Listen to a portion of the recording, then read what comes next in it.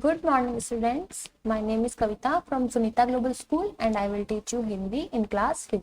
तो बच्चों, पिछली क्लास में हमने आपकी जो हिंदी की पाठ्य पुस्तक है उसमें से पाठ 13 स्वामी की दादी पढ़ना शुरू किया था। पिछली कक्षा में हम ये पाठ पूरा पढ़ चुके हैं और पिछली कक्षा में मैंने आपको ये भी बताया था कि जब हमारी अगली क्लास होगी तो मैं उसमें आपको इस पाठ के प्रश्न उत्तर के बारे में बताऊंगी, यानी मैं जो पाठ में प्रश्न दे रखे हैं उनके उत्तर मैं आपको समझाऊंगी। तो प्रश्न उत्तर समझाने से पहले एक बार फिर से इस पाठ की कहानी क्या थी वो मैं आपको दोहरा देती हूँ। तो ये कहानी किसके बारे में थी? स्वामीनाथन और उसकी दादी के बारे में है। तो स्वामीनाथन जो होता है वो अपनी दादी से बहुत ही प्यार करता है, उसे अपनी दादी के साथ रहना, उनसे बात करना भी काफी ज्यादा अच्छा लगता है और वो उनके साथ रहने पर खुद को सुरक्षित और खुश भी महसूस करता है। तो जो दादी है वो कहाँ पर रहती थी? एक अंधेरे गलियारे से बंद सी कोठरी, यानी उनका कमरा जो था मतलब अंधेरा था उनके कमरों में, ठीक है। और उनके सामान के साथ वो रहती थी। सामान में क्या क्या था? 5 दरियों, 3 चादरों, 5 तकियों वाला भारी भरकम बिस्तर था, एक पटसन के रेशे का बना था बक्सा और एक छोटा सा लकड़ी का बक्सा था जिसमें वो क्या रखती थी? इलायची, लौंग, सुपारी वगैरह रखती थी। तो जो राजम होता है वो रात के खाने के बाद अपनी दादी के पास जाता है और क्या बोलता है दादी को? वो राजम के बारे में बताता है। अब राजम कौन था? स्वामी का एक दोस्त था। वो अपनी दादी को बताता है कि उसके पास, यानी राजम के पास पुलिस की वर्दी है। तो दादी बोलती है कि सच में? तो वो बोलती है कि फिर पुलिस की वर्दी कैसे उसके पास? तो वो बोलते हैं कि उसके पिताजी जो है वो एक पुलिस के अधीक्षक है। तो फिर दादी उसको उसके दादा के बारे में बताती है। तो स्वामी के जो दादा थे वो एक सब मजिस्ट्रेट थे। तो ये सब कहानी जब बता रही होती है तो स्वामी को अपनी दादी को बोलता है कि दादी आप भी क्या इधर उधर की कहानी सुना रही हो, अब आप मेरी बात सुनो। तो वो बोलता है कि आपको पता है कि राजम को जो है कितने नंबर मिलते हैं गणित में, यानी मैथ्स में कितने नंबर मिलते हैं? तो वो बोलता है कि उसे, दादी बोलती है पूरे 100 मिलते होंगे। तो वो बोलता है नहीं, 100 नहीं 90 मिलते हैं। उसके बाद वो जो दादी होती है वो उसको अपने दादाजी के बारे में बताती है कि तुम्हारे दादाजी ने जब एमए किया था तो उन्हें एक मेडल मिला था। उस मेडल को तुड़वाकर तुम्हारी बुआ ने जो है 4 सोने की चूड़ियां बनवा ली थी। उसके बाद जो स्वामी होता है वो फिर से थोड़ा बोर होने लगता है और फिर राजम की कहानी अपनी दादी को चुप कराकर सुनाता है। वो बोलता है कि जो राजम है वो उसने एक बार शेर को मारा था। तो दादी बोलती है कि सच में? जब तो वो बहुत ही एक बहादुर लड़का है। पर स्वामी को जो है विश्वास नहीं होता है, ठीक है, कि दादी ने मेरी बात पर विश्वास कैसे कर लिया है। फिर वो बोलता है कि जो शेर था ना वो राजम के पिता पर झपट्टा मारा था और दूसरा उसके पीछे भागा था। तो वो ऐसा बोलता है। उसके बाद ये बोलता है स्वामी कि जो राजम है उसने क्या किया, झाड़ी के पीछे छुप करके शेर को जो है गोली चला करके मार दिया था। तो इस तरह से उसकी कहानी पूरी हो जाती है। तो फिर अब वो ये बात चेक करने के लिए कि उसकी दादी उसकी कहानी सुन रही है या नहीं सुन रही है, वो क्या करता है, अपनी दादी से प्रश्न पूछता है कि ये बताओ कि 2 शेर जो थे वो राजम पर झपटे थे? तो उसने बोला कि हाँ। वो ऐसा पूछता है कि कितने शेर आए थे? तो दादी बोल देती है कि 2 शेर आए थे और दोनों ही जो थे वो राजम पर उन्होंने छलांग लगा ली थी। तो स्वामी को गुस्सा आ जाता है क्योंकि छलांग तो उस पर लगा ही नहीं थी, उसके पिताजी पर एक शेर ने झपट्टा मारा था। तो वो उस बात से चिढ़ जाता है क्योंकि उसकी दादी ने गलत जवाब दिया। उसको ऐसा लगता है कि उसकी दादी उसकी बात ठीक से नहीं सुन रही है, तो इस बात पर उसको गुस्सा आ जाता है। फिर ऐसे करके जो है इनकी कहानी चलती रहती है और जो दादी है उसको फिर हरिश्चंद्र की कहानी सुनाती है, पर जो स्वामी होता है वो सुनते सुनते सो जाता है। तो ये कहानी थी स्वामी नाथन की। अब इस क्लास में हम करेंगे इस पाठ के प्रश्न उत्तर। तो सबसे पहला प्रश्न पूछा गया है कहानी से। पहला प्रश्न है कि सच राजम बड़ा बहादुर लड़का है। बहादुर यानी कि जो किसी काम को करने से नहीं डरता। स्वामी को क्यों लगा कि दादी ने यह बात उसे खुश करने के लिए कही? ऐसा स्वामी को क्यों लगता है कि दादी ने ये जो बात कही है उसको खुश करने के लिए कही? तो इसका उत्तर हम क्या लिखेंगे?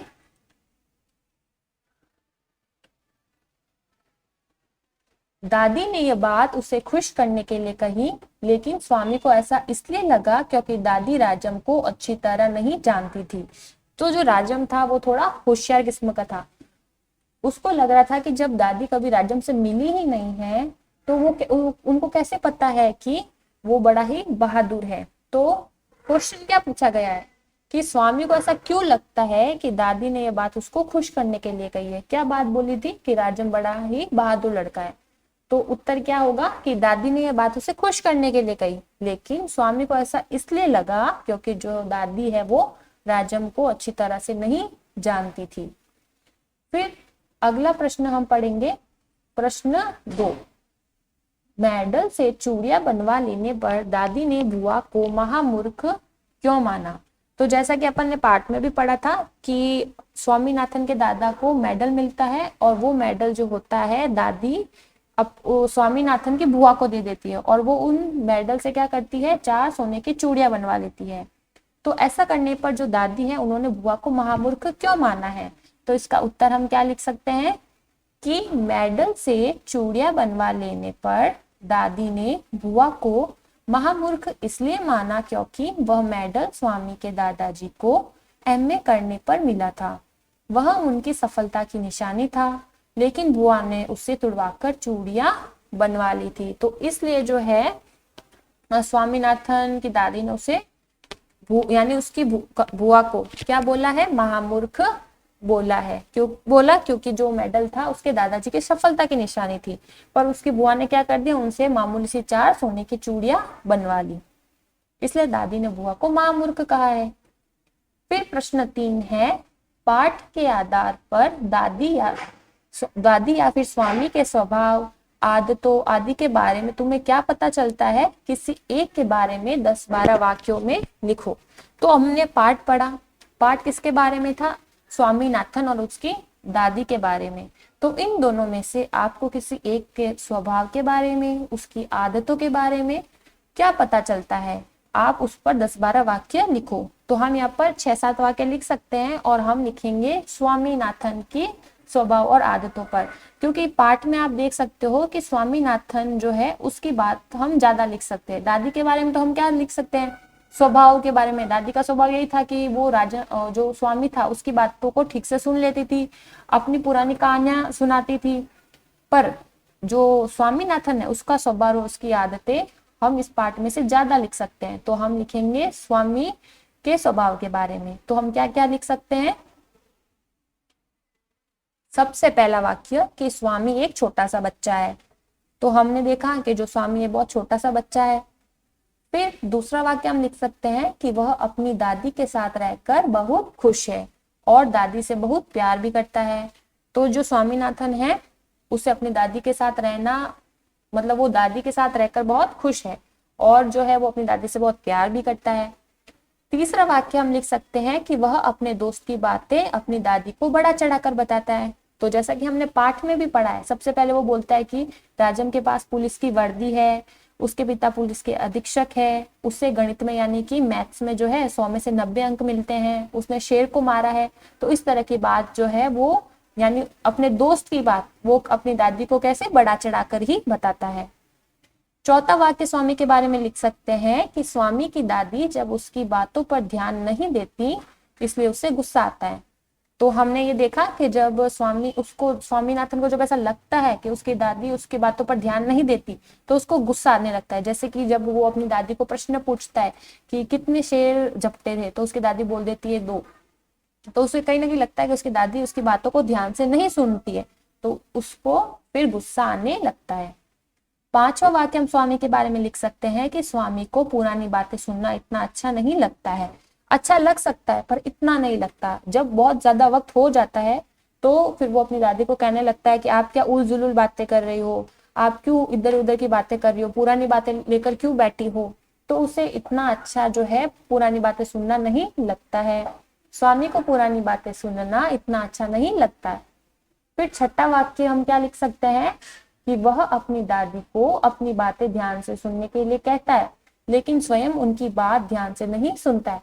तो ये भी हमने देखा पाठ में कि जो स्वामीनाथन है वो अपनी दादी को तो ध्यान से सुनने के लिए बात कहता है पर खुद उनकी बात ध्यान से नहीं सुनता। तो ये जो है 6 वाक्य हम स्वामी के आदत और स्वभाव पर लिख सकते हैं।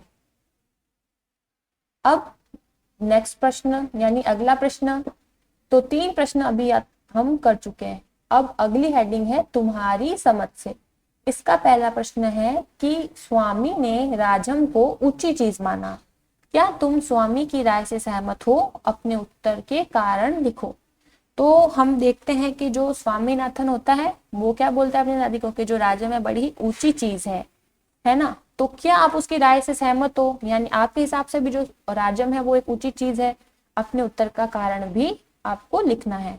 तो उत्तर हम क्या लिख सकते हैं कि हाँ, हम भी स्वामी की राय से सहमत हैं, क्योंकि राजम के पास जो है पुलिस की वर्दी थी, उसके पिता पुलिस के अधीक्षक थे, राजम पढ़ने लिखने में बहुत होशियार था और उसने शेर को भी मारा था। तो चार चार बातें जो हैं उसके पक्ष में आ रही है। जो बातें कैसी है, थोड़ी हाई लेवल की, थोड़ी ऊंची बात है। जैसे कि उसके पास पुलिस की वर्दी भी है, उसके पिता पुलिस के अधीक्षक भी है, एक तो राजम जो है पढ़ने लिखने में होशियार भी है और उसने शेर को भी मारा है। तो जब छोटा बच्चा ऐसी बात सुनता है तो वो उसे ऊंची चीज ही मानेगा। तो हाँ, हम कह सकते हैं, हम भी उसकी राय से सहमत हो सकते हैं कि हाँ, हम भी स्वामी की राय से सहमत है, क्योंकि राजम के पास जो है पुलिस की वर्दी थी, उसके पिता पुलिस के अधीक्षक थे, राजम पढ़ने लिखने में बहुत होशियार था और उसने शेर को भी मारा था। तो इस तरह से आज की क्लास में हमने 4 प्रश्न पढ़े हैं। प्रश्न कहानी से ये जो हेडिंग है इसके तीनों प्रश्न हम पढ़ चुके हैं और तुम्हारी समझ से हमने पहला प्रश्न पढ़ा है। अब आप काम किस तरह से करोगे वो मैं आपको समझा देती हूँ। आखिरी जो हमने पाठ पढ़ा था वो क्या था? पाठ 12 गुरु और चेला। इसके प्रश्न उत्तर हमने कर लिए थे। अब आपको क्या करना है, नए पेज से कक्षा कार्य डालना है, आज की डेट लगानी है और लिखना है पाठ 13 स्वामी की दादी। फिर हेडिंग लगाओगे कहानी से। फिर प्रश्न 1 लिखेंगे, जैसा कि इस पीडीएफ में दिख रहा है वैसा ही सुंदर काम आपको करना है। और ये पीडीएफ मैं आपको सेंड भी कर दूंगी तो आप अच्छे से काम कर पाओगे। काम आपको इस पीडीएफ से देखकर ही करना है, तो आप ठीक से समझ पाओगे कि आपको किस तरह से अपनी लिखावट सुधारनी है और काम किस तरह से करना है, कौन सा प्रश्न पहले करना है और प्रश्न का उत्तर किस तरह से लिखना है। तो ये प्रश्न एक बार फिर से पढ़ लेते हैं कि सच, राजम बड़ा ही बहादुर लड़का है। स्वामी को क्यों लगा कि दादी ने यह बात उसे खुश करने के लिए कही? तो उत्तर क्या हो सकता है कि दादी ने यह बात उसे खुश करने के लिए कही, लेकिन स्वामी को ऐसा इसलिए लगा क्योंकि जो दादी है वो राजम को अच्छी तरह से नहीं जानती थी। अब उसके बाद एक लाइन छोड़ी और प्रश्न दूसरा लिखा, मेडल से चूड़ियां बनवा लेने पर दादी ने बुआ को महामूर्ख क्यों माना? तो उत्तर क्या लिखेंगे कि मेडल से चूड़ियां बनवा लेने पर दादी ने बुआ को महामूर्ख इसलिए माना क्योंकि वह मेडल जो था वो स्वामी के दादाजी को एमए करने पर मिला था। वह उनकी सफलता की निशानी था, लेकिन बुआ ने उसे जो है तुड़वाकर चूड़ियां बनवा दी थी। फिर नेक्स्ट पेज पर आएंगे, एक पेज पर 2 ही प्रश्न आ रहे हैं। फिर प्रश्न 3 लिखेंगे कि पाठ के आधार पर दादी या स्वामी के स्वभाव, आदतों आदि के बारे में तुम्हें क्या पता चलता है? किसी एक के बारे में 10-12 वाक्यों में लिखो। तो हमने स्वामी के ऊपर वाक्य लिखे हैं, उसके स्वभाव और आदतों के बारे में। पहला वाक्य क्या कि स्वामी एक छोटा सा बच्चा है। दूसरा क्या, वह अपनी दादी के साथ रहकर बहुत खुश है और दादी से बहुत प्यार करता है। तीसरा क्या हो सकता है कि वह अपने दोस्त की बातें अपनी दादी को बढ़ा चढ़ाकर बताता है। चौथा क्या हो सकता है कि जो स्वामी की दादी है जब उसकी बातों पर ध्यान नहीं देती तो उसे गुस्सा भी आता है। पांचवा, स्वामी को पुरानी बातें सुनना इतना अच्छा नहीं लगता है। छठा वाक्य क्या होगा, वह अपनी दादी को अपनी बातें ध्यान से सुनने के लिए कहता है, लेकिन वो स्वयं जो है उनकी बात ध्यान से नहीं सुनता है। तो ये प्रश्न हो गए। फिर हमने देखा तुम्हारी समझ से, इस हेडिंग का पहला प्रश्न। तो यहाँ पर मैंने देखो ये लिखा हुआ है हेडिंग तुम्हारी समझ से। फिर प्रश्न 1 लिखा हुआ है, स्वामी ने राजम को ऊंची चीज माना, क्या तुम भी स्वामी की राय से सहमत हो? अपने उत्तर का कारण लिखो। तो हाँ, उत्तर क्या है, हाँ, हम भी स्वामी की राय से सहमत हैं, क्योंकि राजम के पास पुलिस की वर्दी थी, उसके पिता पुलिस के अधीक्षक थे, जो राजम था वो पढ़ने लिखने में बहुत ही होशियार था और उसने शेर को भी मारा था। तो इस तरह से जो है आपको काम करना है। और ये ही जो मैं जिस पीडीएफ से मैं आपको पढ़ा रही हूँ, मैं यही पीडीएफ आपको सेंड कर दूंगी। तो इससे आप क्या करना, इसको देखकर ही अपनी कॉपी में वर्क करना। आपको इससे कंफ्यूजन भी नहीं होगा कि काम किस तरह से करना है। तो आज की क्लास में हमने 4 प्रश्न किए हैं। एक दिन में आप इतने प्रश्न कर सकते हो। उम्मीद करती हूँ कि आज की क्लास में जो प्रश्न उत्तर मैंने आपको समझाए हैं वो आप अच्छे से समझ गए होंगे। और काम किस तरह से करना है वो भी आपको अच्छे से समझ आ गया है। तो आज की क्लास में इतना ही बच्चों, अगली क्लास में हम बाकी के प्रश्न उत्तर के बारे में चर्चा करेंगे। तब तक के लिए धन्यवाद।